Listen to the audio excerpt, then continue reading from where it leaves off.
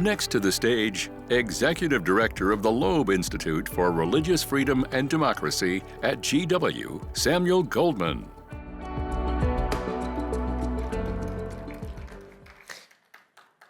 Good afternoon. I'm Samuel Goldman, Executive Director of the Loeb Institute for Religious Freedom and Democracy at George Washington University, and it's my pleasure to welcome you to the next panel. In this session, we'll discuss what I believe to be one of the most controversial issues raised by the summit, which is the connection between religious freedom and mass migration. The flow of immigration into many countries, including those in Western Europe and North America, has reached historic levels in recent years. Some of those immigrants are fleeing war and persecution at home, including the near eradication of historic religious communities. These conditions provide a basis for a case for humanitarian refuge and assistance. But they've also aroused fears that receiving so many immigrants so quickly from such different conditions threatens to destabilize destination countries. And high-profile acts of crime and terrorism, such as the Christmas market attack in Magdeburg, Germany in December, have become symbols of that risk. This tension raises hard questions about the limits of pluralism. Just how much difference can societies accommodate? And how can they balance generosity to newcomers with obligations to their own citizens? Far from being academic puzzles, I think these questions pose some of the basic conflicts of 21st century politics, including here in the United States. Fortunately, I'm joined by a distinguished panel that can help us to begin to make sense of these issues. In the interest of time, I will introduce them just very briefly by name and title, but I encourage you to find their full bios on the Summit app. Please join me in welcoming Rabbi Emile Ackermann, Rabbi for the Or Interfaith Center, Archbishop Angaelos, the Coptic Orthodox Archbishop of London, and Lucky Karim, a human rights advocate from Myanmar and director of the Refugee Women for Peace and Justice. Thank you to the panelists. And we'll begin our conversation with a question that I'll pose first to Rabbi Ackermann, which is whether there is a tension between religious freedom and high levels of immigration. I think this is a very important question, and in order to understand it, we need to reframe the question. So what is the tension about? I think the tension would be to what extent are immigrants allowed to practice the religion they come with. And usually they are faced with a choice between assimilation and isolation. Assimilation would be to completely renounce their faith and the background, and isolation would be that in order to continue to practice their religion, they have to be completely isolated from the new society that they just joined. I'm speaking as a rabbi, as a Jew.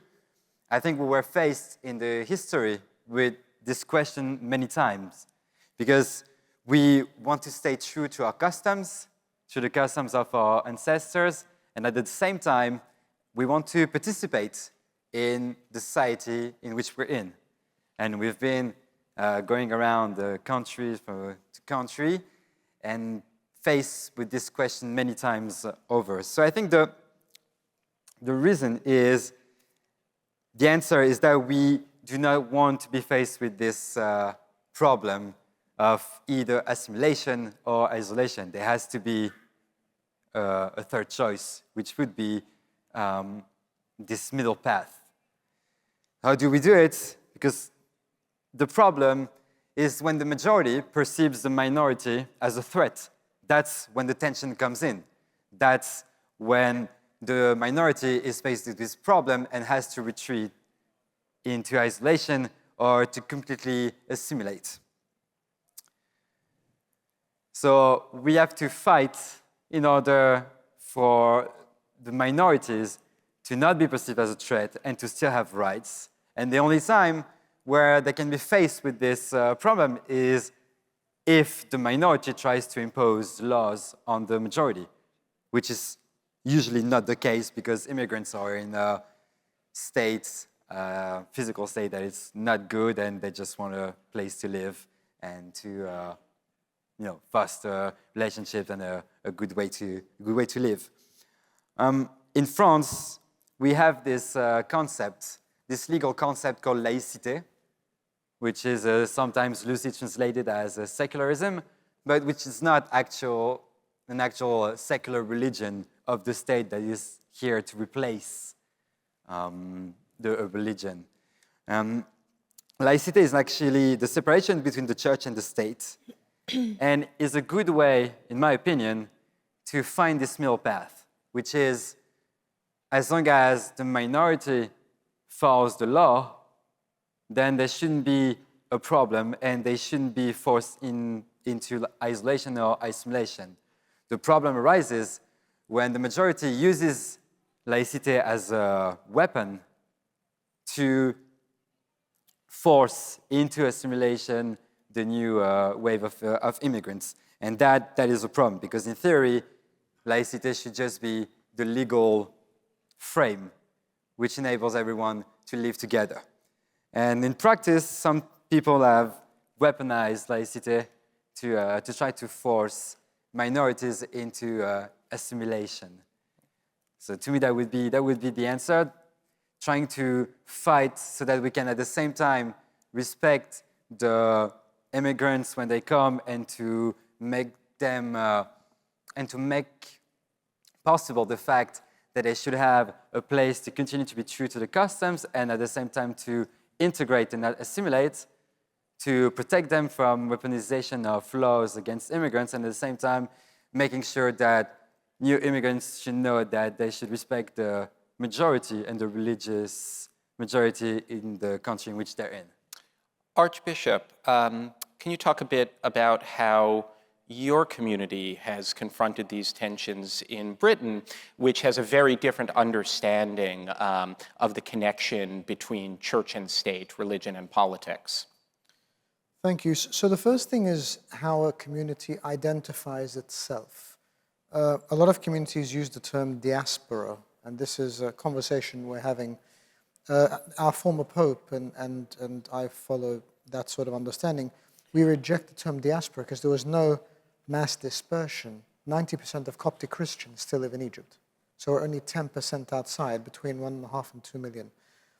And I think because of the waves of persecution the church and the community have suffered, our culture has become more ecclesiastical and completely transportable.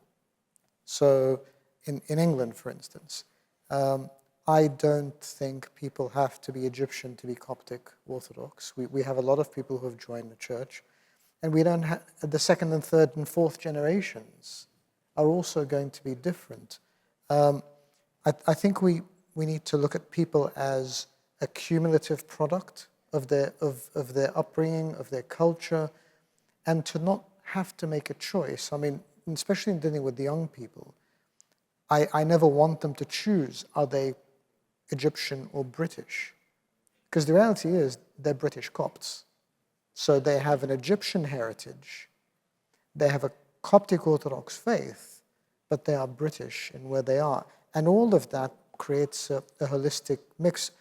My example, for instance, I was born in Egypt, migrated with my family to Australia when I was 5, so I grew up in Australia, educated there, went back to Egypt to join the monastery, and have been in the UK for 30 years. So if you were to ask me to make a choice, I couldn't, and I don't think I need to. So with the amount of people movement and migration in the world with communities, the way to serve our communities is to nurture holistic, healthy people who don't have to choose elements of their identity, but who can incorporate every part of it to create a healthy individual who lives comfortably where he or she is, as him or herself, but to also be able to respect everyone else. Many people worry that a proliferation of religious and cultural opinions and traditions threatens social and political stability. Can pluralism promote those goals, or is it part of the problem? Lucky, I'll ask you to weigh in. Thank you. Religious pluralism, mutual respect for all faith is what builds social harmony and political stability. What creates conflict is when actors of one religion seek to dominate others, usually minority faiths. This is exactly what happened in my country, Burma, Myanmar.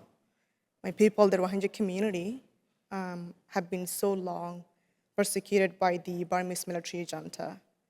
Because we are an ethnic minority, that ethnic and religious persecution of my people and my faith, Islam Muslim, by the Burmese military in Myanmar, what that leads us to an attack in 2017, 25th August, that forced me, my family, and more than 1 million people to flee from Myanmar to Bangladesh and seek refuge.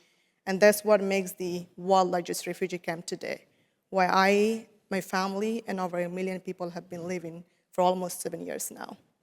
Thank you. So one thing that often strikes me about gatherings like this one is how easy it all seems. And on the stage here we have a Jew, a Christian, and a Muslim. And of course, in the audience and walking around the hotel, there's a wonderful array of religious garb and headgear. And it all seems quite simple to find ways to cooperate toward common goals while respecting individual and communal difference. And then you go outside, and it seems much harder. So what do you think explains or helps to explain some of the disconnect between, I won't say the ease of the task, as it seems inside this room, but the different attitudes that are found among the kind of people who attend religious freedom conferences and those out in the rest of the world? Please. It's certainly not easy. It needs to be intentional and programmatic. Nothing worthwhile comes naturally. It has to be worked at. And you know, I look around the room, besides these lights, I can see some people, but I see very good friends with whom I have worked for decades. And that is how relationships are formed. And that's how it looks easy, because we've invested the time, we've trusted each other, we've been vulnerable, but then we've realized it actually works. And it's important to try to stand in the other's shoes. It's very important it's very easy for me here to blame others. But before I do, I need to be able to stand in their shoes and in their situation and see how I would react. Because theoretically, we all know the right answers. But when push comes to shove, and when it comes to a practical solution, how do I act? And I think the more we have gatherings like this, the more we give examples of how things work.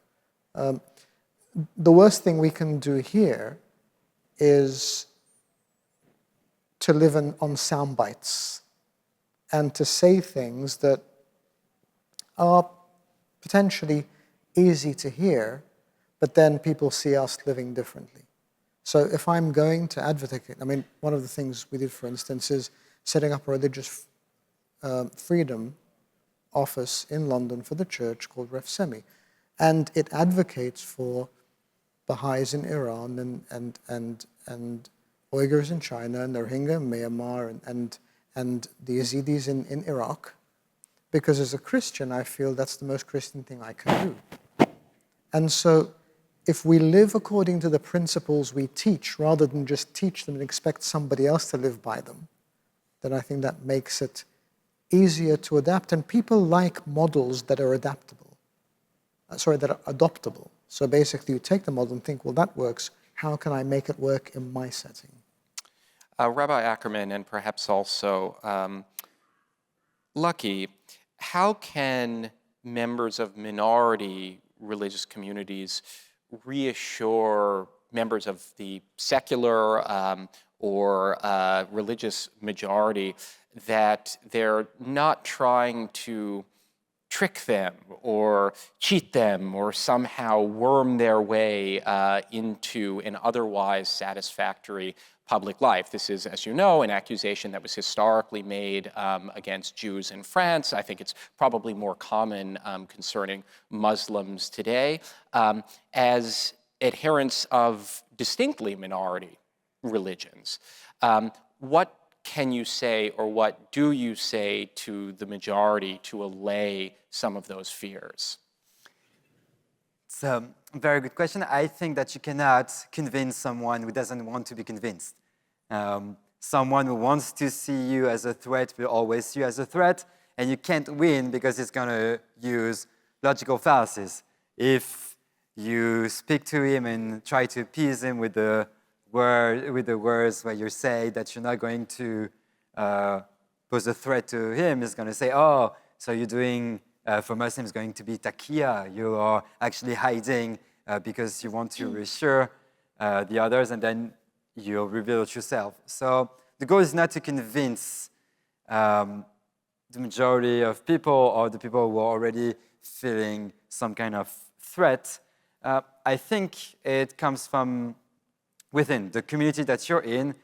As religious leaders here, we have a responsibility to lead by example, as you said, and live our life according to our religious principle, foster meaningful relationships, one-on-one, educate our youth to also try to live their life according to what we think is the ethical example that we should put on for everyone.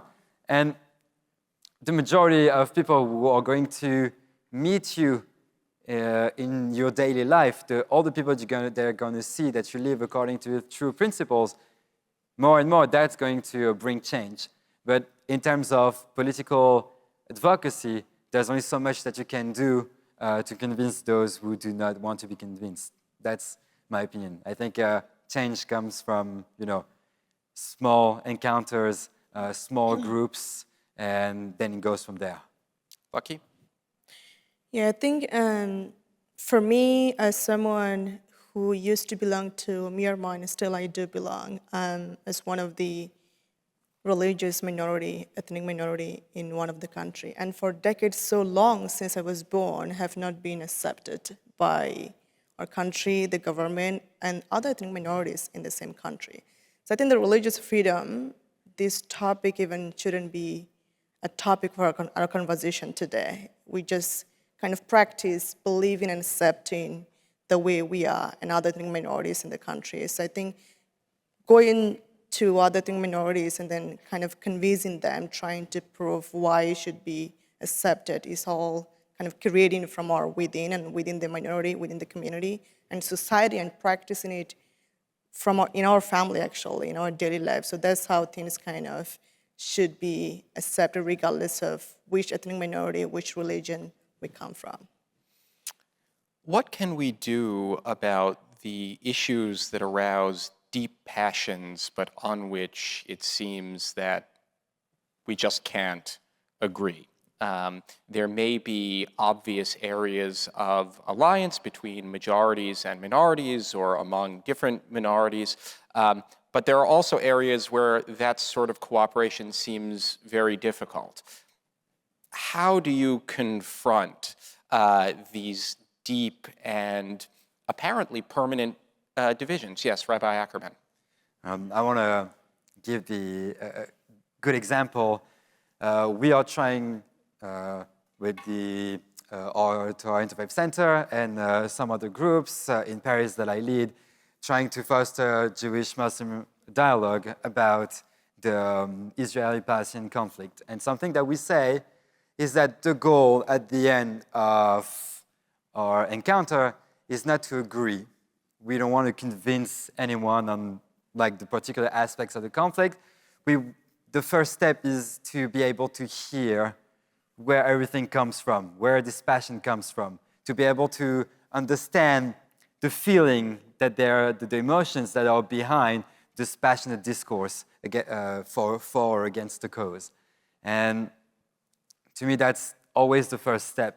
In order to be able to understand the other, I have to understand from where he speaks. Why is this like part of it important to you? Why is this important? Is this important because of your story, of your origins, of your religion? Please make me understand where you're coming from, and then I'll do the same. And at the end of the day, we won't agree, but I'll be able to speak with you. It's good though to have different opinions. It's good to have different political opinions and to even fight passionately about it, because if at the end of the day I can understand that the one who's in front of me has the same moral and ethical problems with the situation, and he just wants everything to be better for everyone, if it comes from a place of humanism and deep concern for human lives, then we just disagree on the means, but we don't disagree on the end. And to me, that's something that a lot of people on a lot of different issues have trouble understanding. Archbishop? One example, for instance, in Egypt, is the dialogue between Christians and Muslims, I think, is generally healthy because we know what to dialogue on, what not to dialogue on. So Christians and Muslims can stand shoulder to shoulder, side by side on ethical issues, moral issues, a variety of things. But if we talk about theology, a Muslim is never going to accept our Lord Jesus Christ as the incarnate Word, God in flesh, and I'm never going to accept that he is a prophet. There is no middle ground. And I think sometimes we need to understand that there is no middle ground. There's nowhere we're going to meet. And so we need to respect that, to understand it, and to say, I respectfully, categorically disagree with you, but I respect you, and I respect that that is your position. And that's becoming more and more difficult in this culture where we're talking about, social media platforms and echo chambers. I think people have lost the art of conversation and disagreeing well. You're either with me or I'm going to cancel you because I have no intention in spending time dialoguing with you. So I think that's really important, what we can and can't dialogue on, and to accept difference, but respectfully. As long as, of course, it doesn't infringe on other people's rights. Lucky? Yeah, I think the religious perspective from different ethnic minorities and different groups is usually come from the respect and the social media publication. So it depends on kind of the way we practice in our daily life, respecting and showing sympathy for other religious minorities and groups and colleagues and friends, and the way we kind of see and learn from social media is two different lives. So I think the more understanding between us should have is kind of accepting the way people are, and then of course the way they believe. So regardless of which religion and again which minority they're coming from, it's all about the sympathy, understanding the needs, and the way almost every ethnic minorities have gone in one or another way to the similar situation as I did. Well, this has been a civil and, I regret to say, all too short conversation, but we are on a very tight schedule here, and I have been sternly instructed to keep us on it. So please join me again in thanking the panelists. And I know that the conversation will continue at the tables in the halls and afterwards. Thank you very much.